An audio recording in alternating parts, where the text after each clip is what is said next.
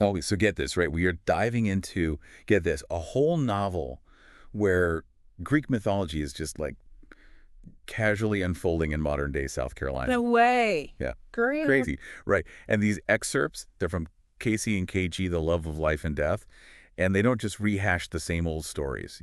Oh, really? Yeah. I see. It's like picture this mythical beings just like hiding in plain sight among us. Wow. Yeah. And they all come together for these secret solstice gatherings. Can you imagine? That's wild. It's like a really clever spin on that whole urban fantasy thing, you know? The Yeah. story sets up this whole society. They call it Arcadia, hidden right there in South Carolina. Hidden societies, secret gatherings. I'm intrigued. Right. And get this, instead of like focusing on the usual suspects like your Zeus's and Aphrodites, they hit us with characters like Lydda. She's like the embodiment for rage, right? And Hecate, the queen of witches herself. Oh, wow. I'm already getting chills. Yeah. So we're talking about like the lesser known figures, the ones lurking in the shadows of the myths we think we know. Exactly. Right off the bat, it signals that we're going to see a different side to these myths. Like we're going deeper. Okay, I am so here for that. And speaking of unexpected, can we talk about Hades and Persephone? Because he is not your typical brooding king of the underworld here. Oh, tell me more. Okay, so the story paints him as like lonely, longing for a connection, vulnerable even. Interesting. So not just doom and gloom. No. And Persephone, she starts off as kind of an outcast, Yeah. before she really steps into her power as a goddess. And that's where this novel really shines, I think. It digs deep into their relationship, explores those complexities. Like we get these glimpses of Hades, right? And he's yearning for Persephone's light to, pierce through all that darkness he embodies. I can see it. It's giving very much Beauty and the Beast, but make it Greek mythology. Yes. And remember those gifts she sends him? Ooh, yeah, like, what was it? Cerberus. Yeah, Cerberus, the three-headed hound. And then those fields of like luminous flowers. They transform the underworld, which I think mirrors her own growth. Right. It's not just romance. It's like their powers are so intertwined with their feelings for each other, Exactly. which makes you wonder, like, how does their love even work with that whole 6-month separation thing? Ah, yes, the curse of Zeus. But it's not just a plot device, is it? What do you mean? Think about it. Being forced to be apart from the one you love for half the year. Every year. Oh, wow. Yeah. That's rough, and I think it speaks to like the themes of sacrifice, and that whole delicate balance between the world of the living and the realm of the dead. Okay, so we've got this epic but complicated love story going on. But then, because things clearly weren't dramatic enough, we have family drama exploding onto the scene. Oh no, what happened? Well, Zeus, he's a little too interested in Persephone, if you know what I mean. And Hera, let's just say her jealousy isn't exactly subtle. Oh boy, classic Zeus. Right. But you know what I find interesting is like the story uses these almost like soap opera elements to explore these deeper themes. Oh, totally. Like, for example, Zeus's behavior. Yes. It highlights that potential for abuse of power, especially among the gods. And then Hera's jealousy. That becomes this incredibly destructive force in the story. It's giving major drama. And if that wasn't enough to keep us on the edge of our seats, we also get this prophecy about twins in danger, right? Oh, right. The twins. Yeah, and like whispers of these ancient grudges resurfacing. Things are definitely heating up. Absolutely. This is where I think the authors really start building the suspense. The prophecy brings up those questions of fate versus free will. Are these characters really in control of their destinies? Right. And then there's this constant undercurrent of secrets, this sense that something else is going on beneath the surface. You just know it's all going to erupt at some point. Oh, I can't wait. And boy, does it ever erupt. We're talking about a quest with like crazy high stakes challenges that would make even Hercules think twice. Oh, yeah. Like what? Okay, we've got rescuing Medusa. Medusa. Wow. Right. And freeing the Minotaur? I mean, come on. These aren't your average, everyday mythical tasks. No kidding. It's almost like the authors took those, like, really iconic figures from mythology and were like, okay, but what if we just flip the script? Yes, exactly. Like Medusa, for instance, right? She's not just like a monstrous Gorgon here. Right. This story actually gives her depth. She's got like this whole backstory. And get this, she's even friends with Ariadne. No way. Ariadne, the princess of Crete. The one and only. Wow. See, that's what I love about this story. It makes you re-examine those classic myths. It's like, wait a minute. Did anyone ever even bother to ask Medusa for her side of the story? Right. We only get like one tiny piece of the puzzle. Exactly. And speaking of pieces of a puzzle, remember that task where they have to get Amalthea's horn? Oh, yeah, yeah. The Horn of Plenty. Right? In all the myths, it's like this symbol of abundance, right? Right. I'm really curious to see how that ties in with everything else that's going on. Me too. It's like each of these tasks the characters have to complete is it's like a piece of this bigger puzzle, and not just for the characters themselves, but for us as readers too, you know? It's kind of like the authors are saying, "Hey, you want to figure out what's really going on here? Pay attention to these details, put those thinking caps on." I love that. It's like an extra challenge, like we're part of the quest too. Totally. What do you think, listener? Did you catch any of those like symbolic connections between those tasks and Persephone's own journey, what she's going through? It's like she's not just trying to save her kids, right? She's also like confronting these different parts of her own power at the same time. Mind blown. Yeah. Seriously, that's such a good point. And, okay, let's not forget, in the middle of all this action, we still don't know who took the twins or why. Oh, right. Yeah. The mystery kidnapper. Right. Although, I have to say, there were some seriously creepy vibes when Persephone was trying to distract Midas. Ooh, yeah, Midas. That whole part was kind of creepy, wasn't it? And then that note, the one that was left for her in Hades, the one that mentioned draining the twins of their powers, I mean, what did you make of that? Honestly, it gave me chills. It's like this isn't just about like a ransom or even getting revenge, right? To like try to drain a goddess of her power, that like you're trying to destroy her very essence. It's brutal. It really is, and it speaks to this level of cruelty that we haven't really seen before in this story. It makes you think, who would do such a thing, right? And even more importantly, why? What would they possibly gain from it? Right. Talk about high stakes. Yeah. And as if rescuing Medusa and dealing with the Minotaur wasn't enough, Persephone has to deal with losing Lily, like one of her closest companions, Oh, yeah, Lily. That was rough. along the way. Yeah. She loses her. Lily's death is definitely a turning point in the story, don't you think? It really shows just how much danger Persephone and Hades are really in. Like, this isn't a game anymore, you know? This is life or death.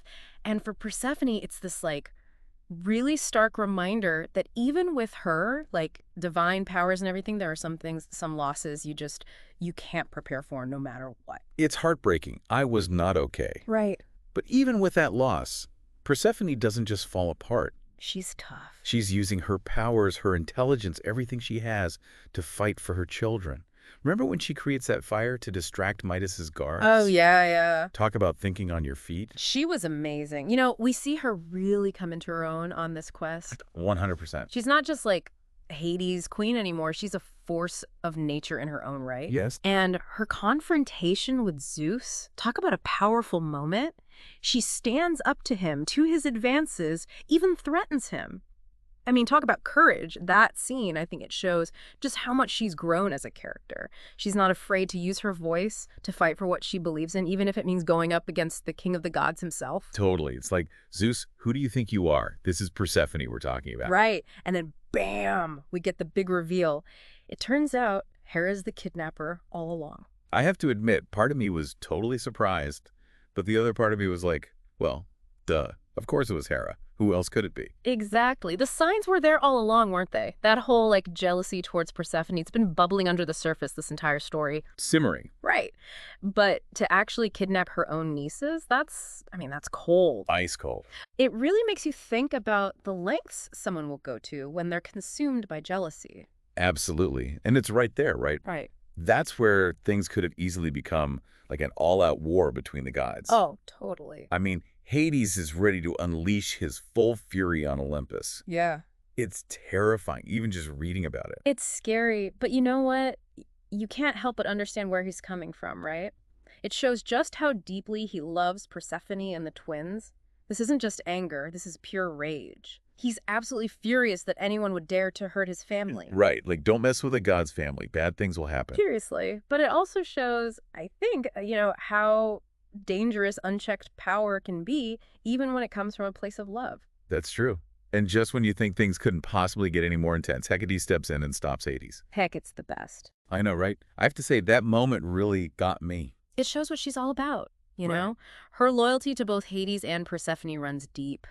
She's willing to put herself in harm's way to protect them. Selfless. Right. And it's not just like physical harm either. It's, emotional too, right? She knows that if Hades goes through with this, if he attacks Olympus, there will be consequences. Oh, yeah, for sure. And she's not willing to let him do that, not just for his sake, but for Persephone's too. It's a powerful reminder that true loyalty often means making tough choices, even when it hurts. It does. And then, just when you think maybe, just maybe, things will calm down, Kronos shows up, Talk about making an entrance. right? He doesn't mess around. No, he does not. And he's not there just to, like, play referee. He's there to lay down the law. Zeus is in trouble. Big time. It's a good thing he's got such a powerful lawyer.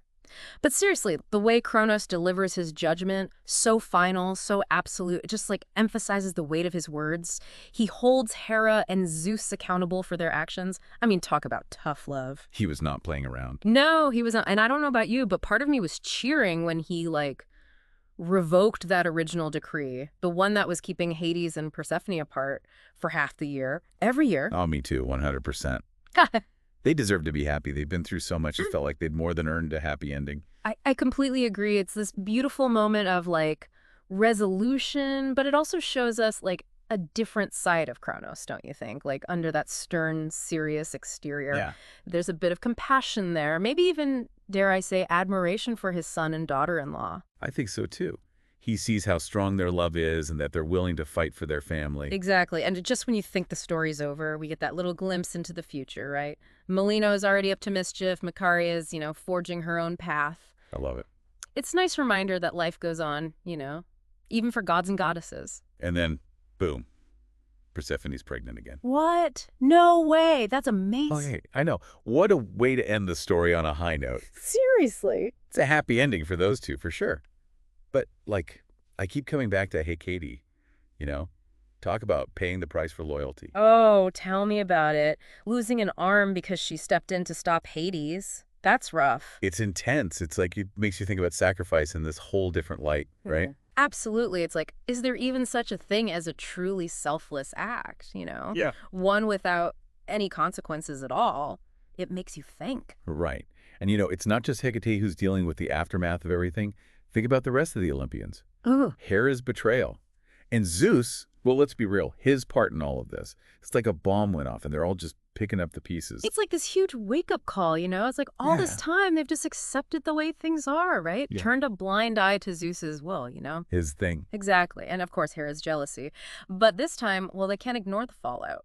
Nope, not this time. And speaking of not ignoring things, that last scene with Zeus and Kronos. Whoa! Talk about putting your foot down. Zeus trying to downplay things, but Kronos, he wasn't having it. Calling Zeus out for all of it, all of his choices, his carelessness. How'd you see that whole exchange? It's like a reality check for Zeus, Like, it doesn't matter that he's the so-called king of the gods. In that moment, he's just a son getting a serious talking to from his father. I think it shows that no matter how powerful someone seems, everyone's accountable to someone or something. We all have to face the consequences of our actions eventually. No escaping those, that's for sure. So we've journeyed through love, loss, betrayal, sacrifice, and even a little glimmer of hope for a brighter future. This story had it all. As we wrap up this deep dive, what are your final thoughts? What stuck with you? For me, it's how they took these ancient myths and made them feel so relevant to us, even now. Like all the stuff we still struggle with. Love, power, taking responsibility for ourselves and our choices. It's like these stories, even though they're like thousands of years old, they still have something to teach us about being human. 100%. And you know what? This deep dive, it wasn't just about, like, rehashing the plot points, right? We really got to uncover the deeper meaning, those little aha moments, those moments that change how you see the story, Totally. And maybe how you see yourself even. I mean, we talked about the complexities of power, those ripple effects that happen from even seemingly insignificant choices, Right. and that incredible power of love when it's put to the test. Seriously, what more could you ask for from a deep dive into a story like this one? You said it. And for everyone listening, we want to leave you with this. Picture yourself in this world, right? Gods, monsters, the whole 9 yards. What choices would you make faced with these challenges? Would you rise to the occasion or crumble under the pressure? And maybe even more important than that, what would those choices say about you? About what kind of god or goddess you'd be? That's something to think about, wouldn't you say?